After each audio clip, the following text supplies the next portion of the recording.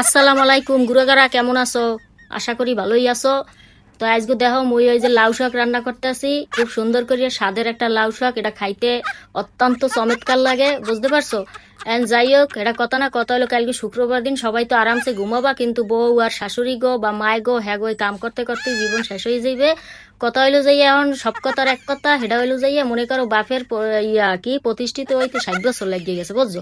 এখন হ্যার মাইয়েও হে চায় 22 বছরের এক পোলা, পর আবার মনে করো প্রতিষ্ঠিত বাড়ি গাড়ি সব আছে, হেয়ের এক পোলা চায়। এখন তুমি মনু জিগেইও তো তোমার আব্বার দ্বারা যে আব্বা তোমার প্রতিষ্ঠিত হইতে কত বছর লাগছিল, হেয়ের উপর ভিত্তি করে মুই এক পোলা চয়েস করবো, বুঝছো?